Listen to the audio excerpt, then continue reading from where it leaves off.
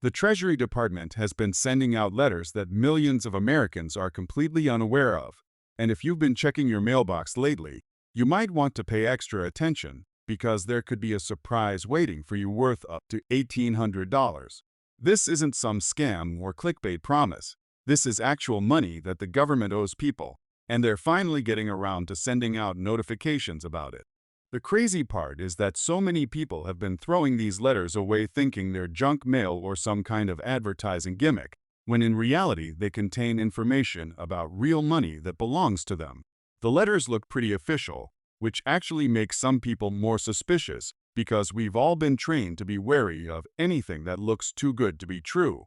But in this case, the Treasury isn't trying to trick anyone. They're genuinely trying to return money to taxpayers who are owed refunds or credits that somehow got lost in the system over the past few years. So what's actually going on here, and why is the government suddenly sending out these letters? Well, it turns out that during the chaos of the pandemic and all the various stimulus payments, tax credits, and economic relief programs that were rolled out in a hurry, there were quite a few administrative errors and miscalculations that resulted in some people not getting the full amount they were entitled to receive. The IRS and Treasury have been going through their records and discovered that millions of Americans either didn't receive their full economic impact payments, missed out on the recovery rebate credit, or were underpaid on various child tax credits and earned income credits. The amount varies from person to person, with some people owed just a couple $100, while others are looking at the full $1,800 or even more in certain cases. The letters are being sent out in waves, which means not everyone will receive theirs at the same time. And the Treasury has been pretty quiet about the whole thing, which is why so many people are caught off guard when they finally open their mailbox and see this unexpected notification sitting there. Now here's where things get interesting and why you really need to pay attention to your mail right now.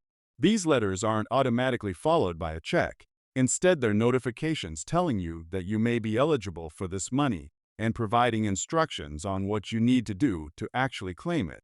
In some cases, the money will be sent automatically as a direct deposit if the Treasury already has your banking information on file from previous tax returns. But in other situations, you might need to file an amended return or submit additional documentation to prove that you're actually owed this money. The letters contain specific codes and reference numbers that you'll need when you contact the IRS or access their online portal. So whatever you do, don't throw the letter away even if you're skeptical about it at first. The government has set up a special verification system on their website where you can enter the information from your letter and confirm whether it's legitimate, which is actually a smart move considering how many scam artists have been trying to take advantage of people's confusion about all these pandemic-related payments and credits. The timeline for receiving your money can vary quite a bit depending on your individual situation and how quickly you respond to the letter. Some people have reported getting their deposits within just a few weeks of receiving the notification, while others have had to wait several months, especially if they need to file amended paperwork or if there are complications with their previous tax returns. The Treasury has stated that they're working as quickly as possible to process all of these payments. But given the sheer volume of people involved and the complexity of cross-referencing years of tax data and payment records, it's understandable that the process is taking some time. What's frustrating for a lot of people is that there isn't a clear way to check the status of your payment once you've responded to the letter. Unlike the stimulus payments, which had that handy tracking tool on the IRS website, you basically just have to wait and trust that the system is working, which can be nerve-wracking when you're talking about potentially hundreds or thousands of dollars that you weren't expecting.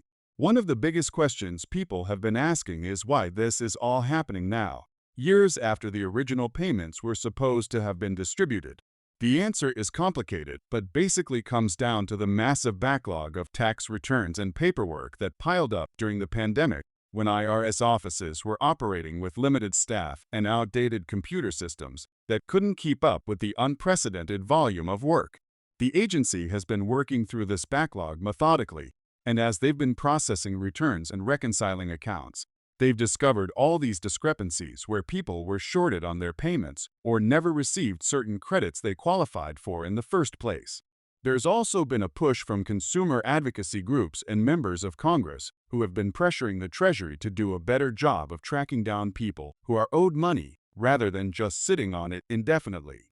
The government actually has billions of dollars in unclaimed refunds and credits sitting in accounts right now, and they're finally making a concerted effort to return that money to the rightful owners instead of letting it gather dust in some federal database.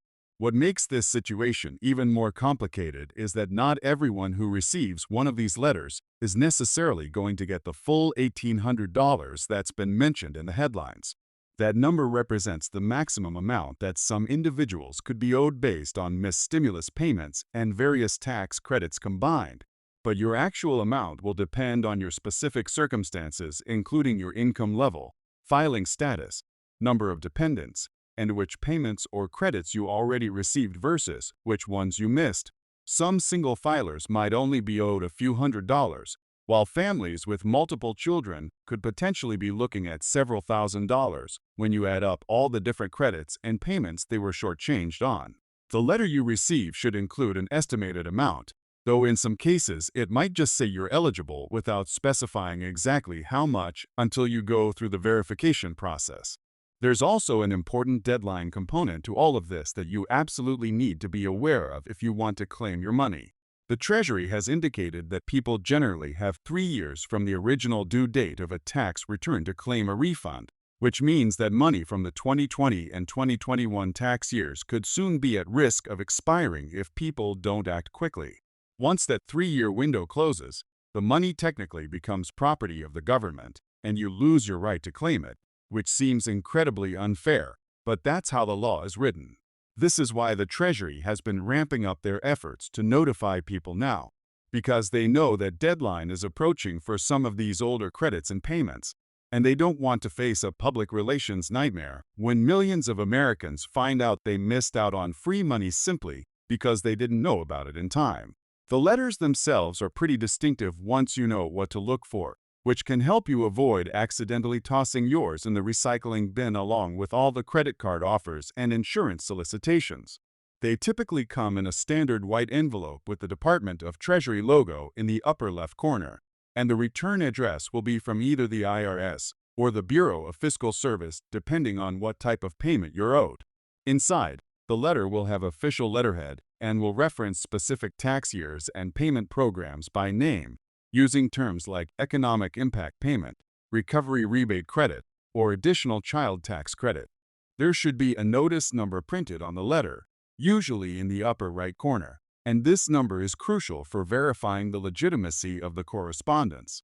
The letter will also include instructions for next steps, which might direct you to a specific IRS phone number, an online portal, or tell you that no action is needed and the payment will be sent automatically.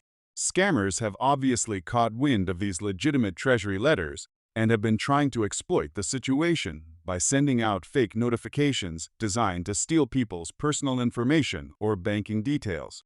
This is where you really need to be careful and know how to distinguish the real letters from the fraudulent ones.